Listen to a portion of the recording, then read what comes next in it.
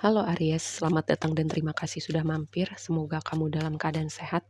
Ini adalah general reading untuk bulan Januari. Kita akan lihat apa yang kamu perlu tahu di bulan Januari 2024 ini ya. Oke, Six House Solar Flare aktivasi.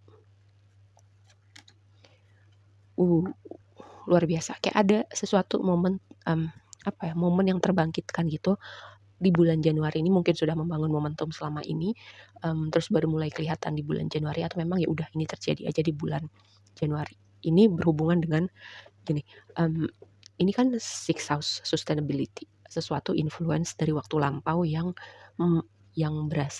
masih berasa efeknya sekarang, atau kayak membangun momentum di waktu sekarang. Ini selain berbicara sustainability, Six House itu kayak semacam rutinitas kita, apa yang kita lakukan dari kita bangun sampai kita tidur lagi, orang-orang yang kita temuin sehari-hari. Jadi mungkin ada yang berubah gitu dengan rutinitas kamu, pekerjaan kamu, apa yang kamu lakukan dari kamu bangun sampai kamu tidur lagi. Mungkin kamu bikin penyesuaian tertentu yang menurut kamu, kayaknya cara hidup tertentu, misalnya ada kebiasaan hidup gue deh yang perlu gue berubah gitu untuk kebaikan gue, atau mungkin gue perlu belajar hal-hal baru, atau mungkin gue perlu belajar skill baru. Kayak ada yang berubah gitu dengan rutinitas kamu, atau pola hidup kamu, atau cara makan kamu, ada sesuatu yang beda, dan itu membangun momentum dari waktu itu sampai sekarang ya.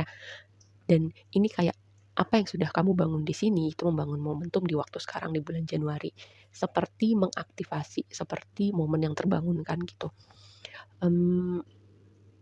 Kayak sejauh ini sih, kayak aku melihat ada beberapa yang semacam ada hal baru yang mau datang di hidup teman-teman gitu ya, di bulan Januari ini. Bisa macam-macam gitu, bisa di aspek pekerjaan, ada yang berhubungan dengan orang-orang tertentu, orang-orang baru yang datang ada. Dan ini nanti kita konfirmasi lebih lanjut ya, ini berbicara tentang apa gitu, signifikansinya dalam aspek apa di hidup kamu. Dan di waktu yang akan datang ini Pluto itu adalah energi, di sini kata kuncinya rebirth, terlahir kembali. Pluto itu energi transformasi, menyelami kegelapan yang ada pada diri kita, menyelami kegelapan yang ada pada kolektif gitu, dan melihat lebih jauh dari hal itu, dan itu membawa transformasi di dalam diri kamu, hidup kamu, dan bahkan mungkin ya sedikit banyak bisa mempengaruhi sekeliling kamu. Mari kita bahas lebih lanjut. Dengan dua ini nih kayak ada sesuatu yang besar signifikan di bulan Januari sih.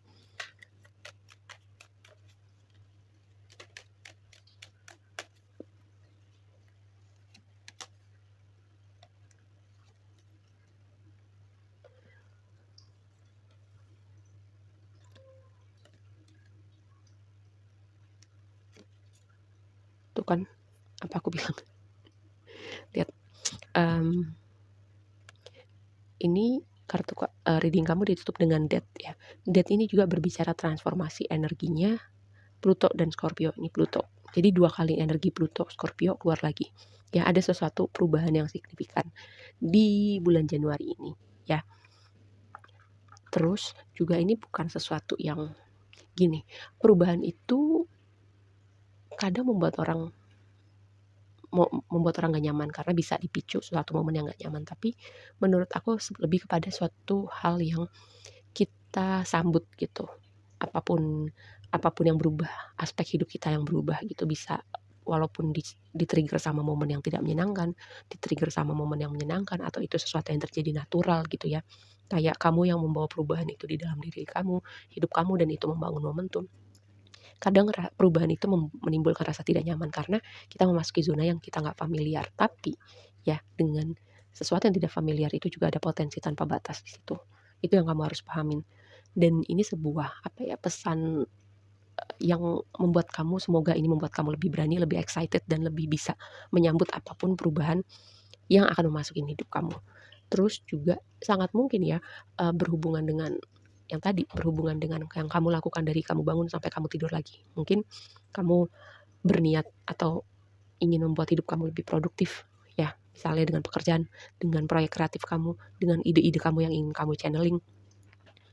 Terus juga dengan Two of Pentacles jadi tema besar kamu gitu, semacam ada pilihan-pilihan signifikan yang perlu kamu buat gitu di bulan Januari ya. Bisa jadi berhubungan dengan rutinitas kamu, pola hidup kamu, cara makan kamu, apa yang mau kamu lakukan, terus kayak kamu mulai mengkritisi gitu. Ini tuh buat kebaikan gue jangka panjang bagus atau enggak ya, orang-orang tertentu, hubungan-hubungan tertentu, kayak kamu mulai memikirkan membuat pilihan-pilihan, misalnya dengan orang-orang tertentu di hidup kamu, apakah kamu misalnya masih mau berkomunikasi, terhubung sama mereka, hal-hal semacam itu ya. Lalu yang berikutnya, dengan Two of Pentacles ini semacam kamu membangun, melakukan banyak hal gitu, membangun sesuatu itu kan butuh fokus dedikasi, sementara kamu punya banyak hal lain juga yang mungkin kamu butuh perhatikan, kamu butuh dedikasi, butuh atensi, hal-hal semacam itu. Jadi kayak aku mendapatkan vibe bahwa kamu bakal sibuk sih dengan apapun yang baru, dengan apapun aspek yang bertransformasi di hidup kamu. Lalu yang jadi blessing kamu ini menarik ya. Three of Swords ini harusnya, ini kan kartu kekecewaan, kesedihan, patah hati, pengkhianatan, luka lah. Three of Swords, tapi ini posisinya ada di blessing kamu ya. Dengan Three of Swords jadi posisi blessing kamu, luka kamu itu pertama, bikin kamu jadi lebih kuat, kayak kamu punya bekal gitu, bukan berarti kamu akan sakit lagi, kecewa lagi, bukan, tapi itu akan bikin kamu, gini, ketika ada tantangan di depan tuh kamu udah punya kekuatan mental, kekuatan hati gitu. Lalu yang berikutnya dengan Three of Swords, aku juga udah mengulang pesan ini di beberapa zodiak sebelumnya, kayak kamu perlu melewati hal-hal tertentu yang bikin kamu sedih, kecewa,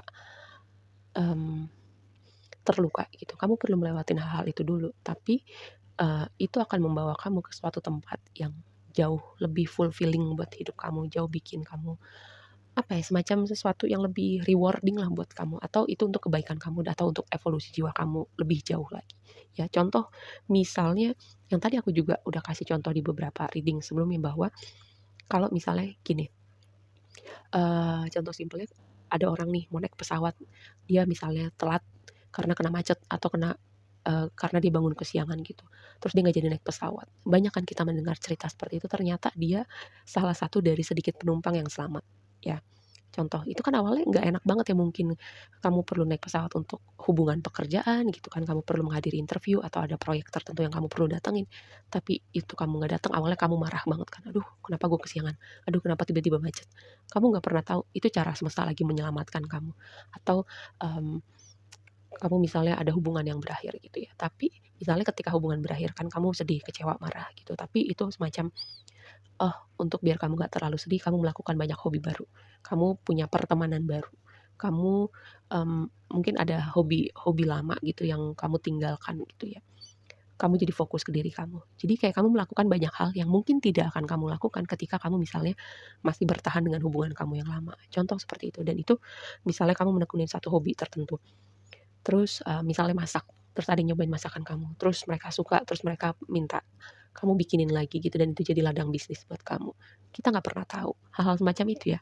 Dengan Three of Swords jadi posisinya di blessing kamu. Kamu perlu melewati memang hal-hal tertentu yang awalnya bikin kamu kecewa, tapi itu justru kayak mengarahkan, kayak mengkalibrasi jalan kamu untuk suatu tempat yang sebenarnya tempat di mana seharusnya kamu berada. Jadi situasi atau orang-orang sebelumnya yang kamu lewatin itu lebih kepada hanya untuk mengajarkan kamu tentang sesuatu hal ya. Of Pentacles, Cloud.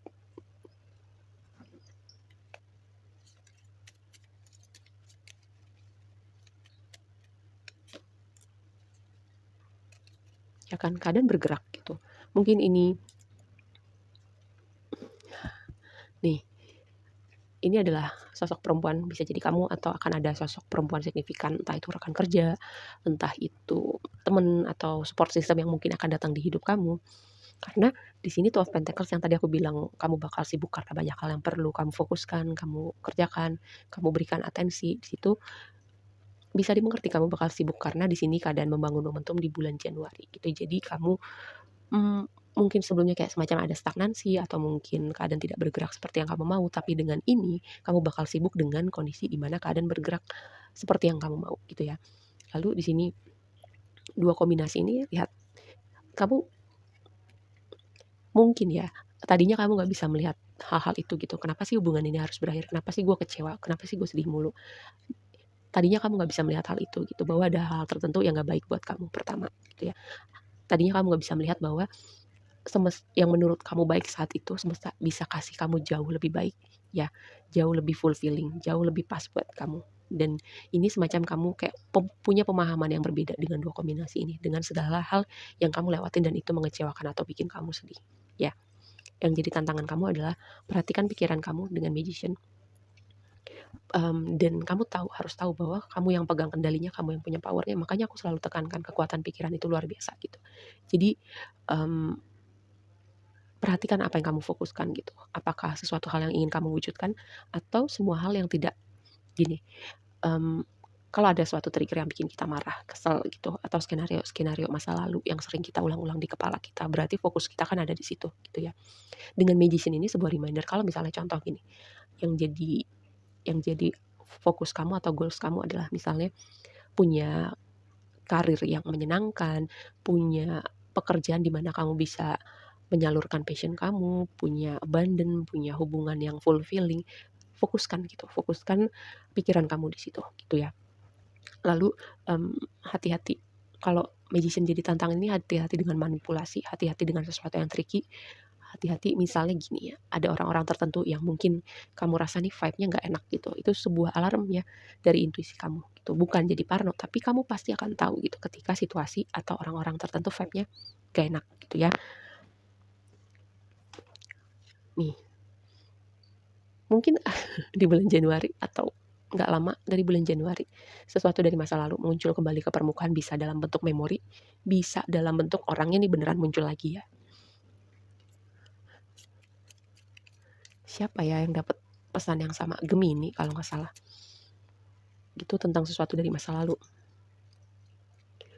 Oh, nih, aku juga mau kasih pesan tentang self sabotage itu, kamu yang jadi penghalang untuk kamu dapat sesuatu yang kamu mau gitu. Karena itu tadi ada sesuatu self criticism gitu, misalnya kamu yang paling kritik sama diri kamu yang paling keras. Jadi ketika kesempatan itu datang, pintu terbuka, orang-orang baik datang ke kehidupan kamu yang menyabotase hal itu karena dialog-dialog tertentu yang suka kamu ulang di kepala kamu.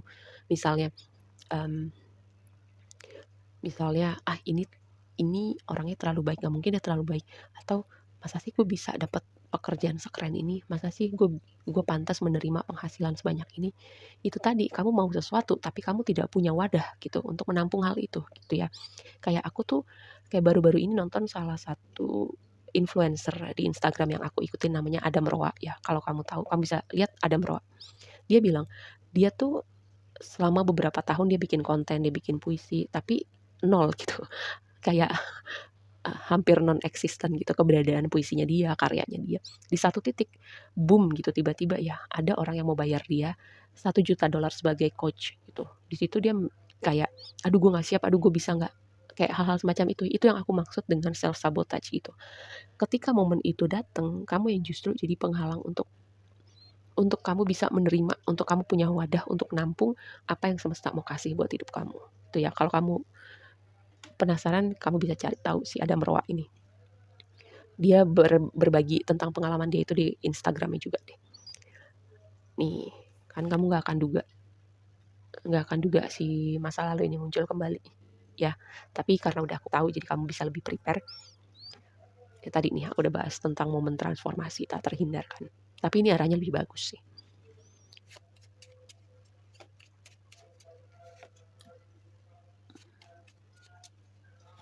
Sesuatu yang kamu pikir buat kamu, terbaik buat kamu, juga attachment kamu pada situasi orang-orang tertentu. Sebuah reminder juga sih, kayak ada proses semesta buat kamu untuk punya attachment yang sehat gitu, untuk nggak melekatkan diri pada apapun. Kamu cukup gitu, kamu udah utuh. Dan kamu nggak butuh sesuatu di luar diri kamu untuk mencukupkan kamu. Seperti itu ya. Sesuatu yang baru. Satu lagi hal yang mengkonfirmasi ada sesuatu yang baru. Oke, satu pesan lagi sebelum ditutup. Practical plan. Ya, ini kayaknya pesan bukan buat semuanya sih, tapi kadang gini, kamu tuh punya banyak ide, punya banyak energi, jadi kamu perlu fokuskan dulu gitu. Misalnya yang ini dulu dikerjakan, baru kalau udah yang satunya, seperti itu ya. Jadi biar energi kamu nggak scatter aja sih. Oke, segitu aja dulu reading-nya kali ini buat kamu. Semoga bermanfaat dan sampai ketemu di reading berikutnya. Bye.